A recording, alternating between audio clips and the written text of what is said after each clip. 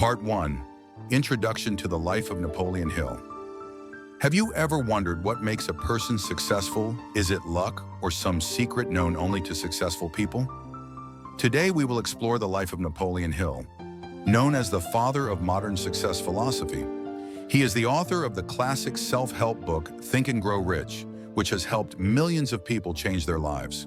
But behind that success was a journey full of challenges, hardships, and scandals that once shocked the world. Join me as we dive into his life story to uncover the deep secrets about the power of belief and willpower.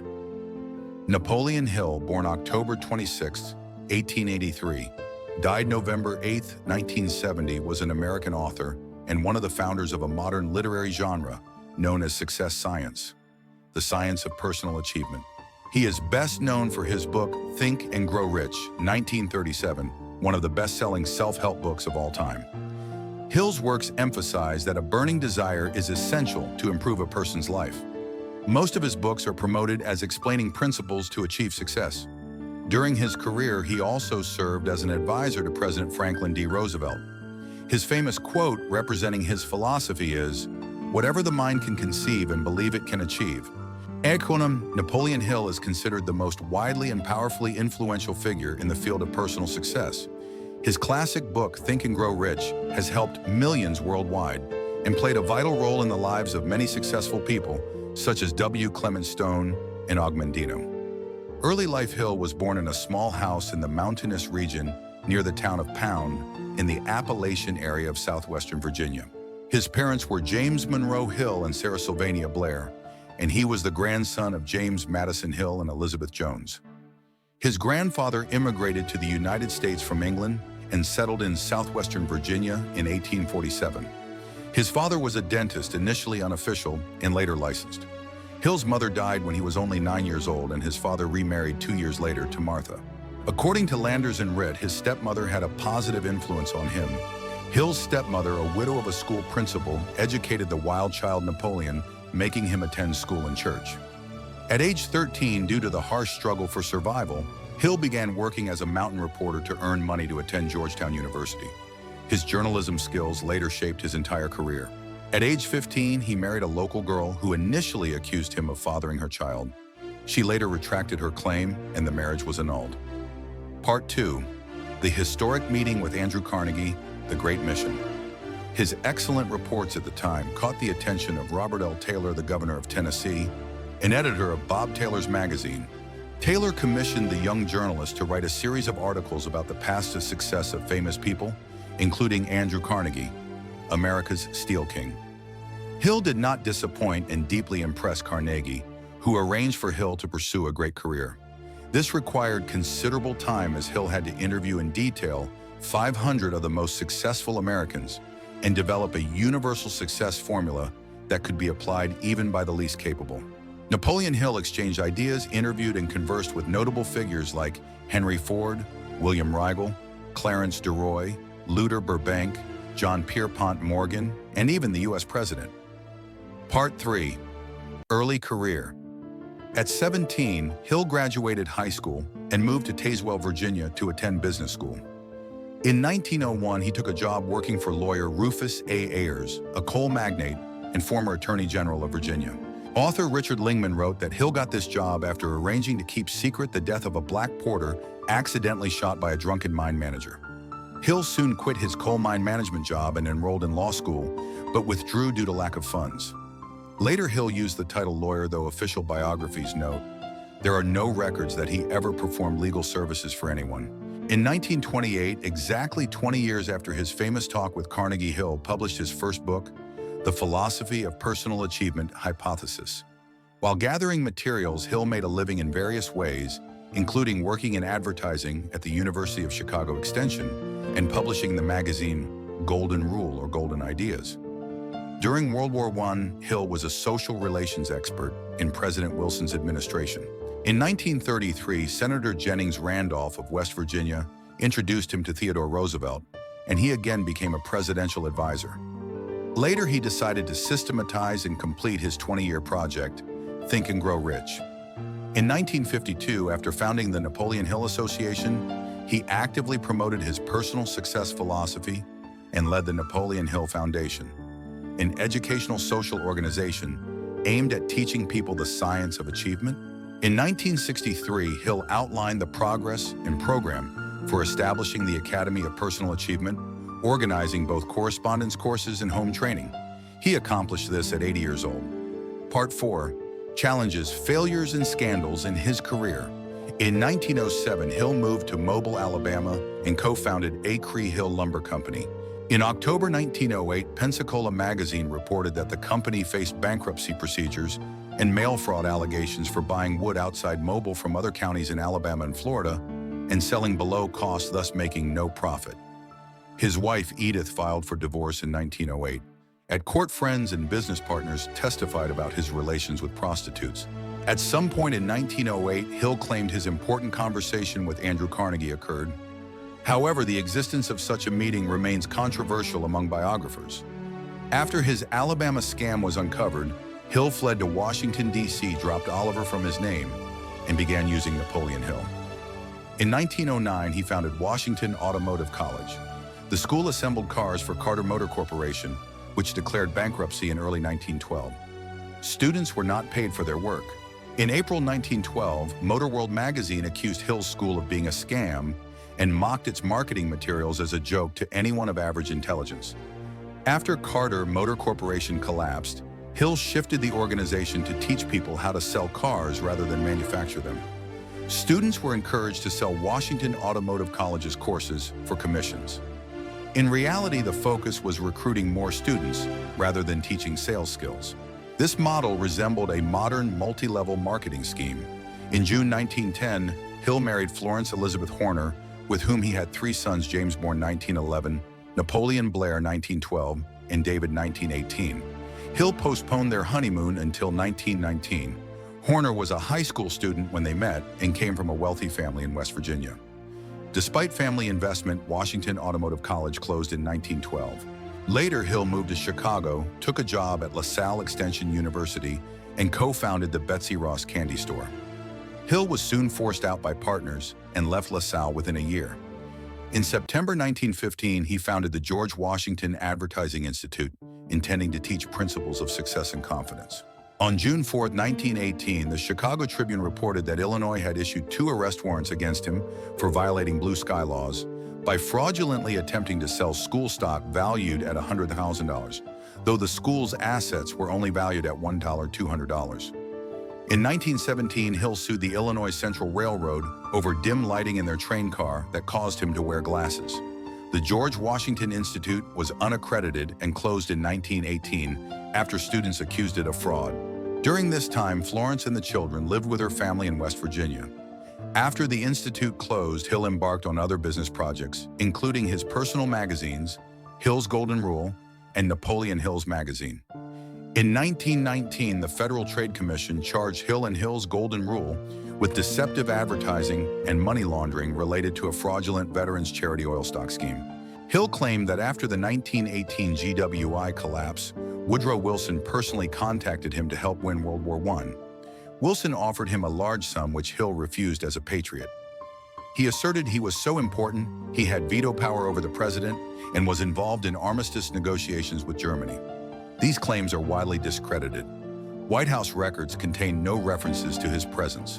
In 1922, he opened the Intra-Wall Correspondence School, a charity providing educational materials to Ohio prisoners.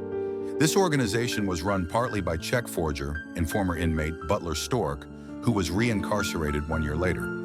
According to Hill's official biography, hundreds of documents proving Hill's connections to famous figures were destroyed in a warehouse fire in Chicago during this time.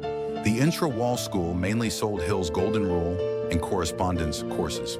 Local newspapers exposed it as a scam in 1923. After the murder of Donald Mellett, Hill promoted a lecture tour based on their relationship, claiming he was targeted by similar assassins. Hill lost control of his Golden Rule magazine to disgruntled employees and sought revenge by reporting one to the FBI as a spy. He founded the Peptimus and Cooperative Club, self-promoting business clubs modeled after Rotary clubs. While Napoleon Hill's influence is undeniable, his life was full of controversies. Some have called him the most famous con man you've never heard of due to business scandals and unverified claims. Nevertheless, his philosophies and books remain guiding lights for generations of readers respected and promoted by spiritual and business leaders. Part 5. The Law of Success.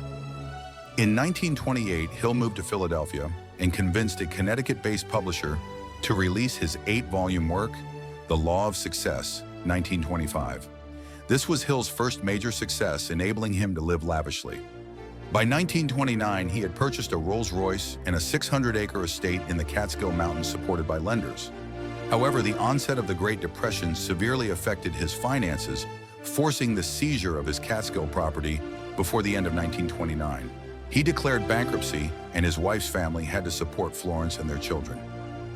Hill's next book, The Magic Ladder to Success, 1930, was a commercial failure. In the following years, Hill traveled the country, returning to his old habit of launching many short-lived business ventures.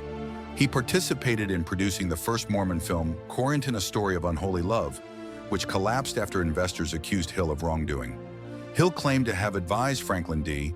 Roosevelt during this period. He also claimed to have coined Roosevelt's famous phrase, "The only thing we have to fear is fear itself." Part 6. The birth of the classic Think and Grow Rich. In 1937, Hill published his bestseller, Think and Grow Rich, the best-selling self-help book of all time, with a simple yet profound message: whatever the mind can conceive and believe it can achieve. The book inspired millions, including many billionaires and leaders like W. Clement Stone and Og Mandino. It was not just a book, but a guide for anyone wishing to change their destiny through the power of belief and action, becoming Hill's most famous work. Hill's new wife, Rosa Lee Beelan, contributed significantly to compiling and editing Think and Grow Rich.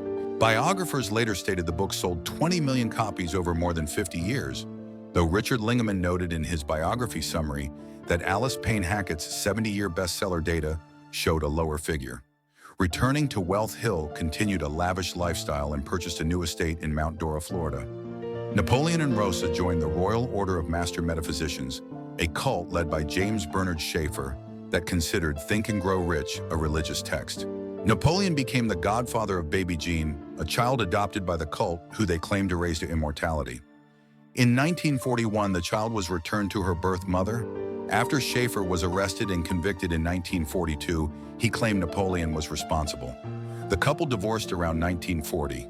With most of the book's earnings belonging to Rosa, Napoleon returned to pursuing success. Rosa later married her divorce lawyer. Hill and Rosa never repaid Blair's $300 loan. Rosa even mocked Blair about it. Rosa later wrote a self-help book titled How to Attract Men and Money. Part 7. Restarting. In 1941, Hill published Mental Dynamite, but it was a commercial failure. Hill met Annie Lou Norman, then 47, renting a room from her. They married in 1943 and moved to California. Hill resumed lecturing. In 1947, he hosted a short program on KFWB radio in Los Angeles. In 1952, he launched a new scam selling success courses in Missouri. The scam soon collapsed, and he founded Napoleon Hill Associates to sell courses with W. Clement Stone. In the 1960s, Hill and Stone had a falling out. Hill shifted to selling his Science of Success courses through franchises. In 1963, he established the Napoleon Hill Foundation. Part 8. Return and Systematization of Success. Philosophy. Hill's philosophy of achievement, presented as a formula for success from poverty to wealth, was first published in the multi-volume 1928 course, The Law of Success, a rewrite of a 1925 manuscript. Hill identified freedom, democracy, capitalism, and harmony as foundations of his philosophy of achievement. He claimed without these foundations, great personal achievements would be impossible. Hill declared his philosophy superior to others and claimed his principles were responsible for American success. He blamed failure on emotions like fear and selfishness. A secret of achievement is mentioned in Think and Grow Rich, but Hill never explicitly revealed it, emphasizing readers would benefit most by discovering it themselves. In the introduction, Hill spoke of a secret Andrew Carnegie accidentally threw at me, which inspired Manuel Quezon of the Philippines to win freedom for his people. Though he repeatedly mentioned a burning desire for money in the book, he stated greed was not his secret. Hill returned to the secret theme in a 1967 book where he declared clearly, whatever the mind of man can conceive and believe it can achieve. That is the supreme secret. This secret was known long ago. It governs achievement today. It will guide man to the stars. It is the secret of the ages. Napoleon Hill. You can work your own miracles. He presented the concept of definite major purpose as a challenge to readers to ask themselves, what do I truly believe? According to Hill, 98% of people have little or no strong belief, making success unlikely. Hill stated his son Blair's life story inspired him, affirming that though born deaf, Blair grew up able to hear and speak nearly normally. Blair, during his senior year in college, read Chapter 2 of the Think and Grow Rich manuscript, discovered Hill's secret himself, and inspired hundreds of thousands of deaf and mute people. From 1952 to 1962, Hill taught the philosophy of personal achievement lectures on the science of success with W. Clement Stone. In 1960, Hill and Stone co-authored Success Through a Positive Mental Attitude. Norman Vincent Peale said Hill and Stone have a rare gift for inspiring and helping people, and that he owed both a personal debt of gratitude for the helpful guidance I received from their works. The book is listed on John C. Maxwell's Lifetime Must-Read list. Hill claimed profound understanding of racism, slavery, oppression, failure, revolution, war, and poverty, asserting overcoming these hardships through his philosophy of achievement is every person's responsibility. Part 9. Timeless Success. Philosophy of Napoleon Hill. Hill built his success philosophy on values of freedom, democracy, capitalism, and social harmony. He believed negative emotions like fear and selfishness cause failure. Hill never directly revealed the secret of success. He said, Andrew Carnegie accidentally threw at me, leaving it to readers to discover. According to him, only those with a definite major purpose and unshakable belief can achieve greatness. He also told the story of his son Blair, born without ears, but learned to hear and speak almost normally, as proof of the unlimited power of belief and willpower. Part 10. Final Years and Legacy. After the success of Think and Grow, Rich Hill continued teaching, offering personal success courses, and pursuing new projects. In 1952, he founded the Napoleon Hill Association and the Napoleon Hill Foundation to spread his philosophy more widely. He spent his final years in California continuing to inspire through radio programs and lectures. Napoleon Hill died at age 87 on November 8, 1970.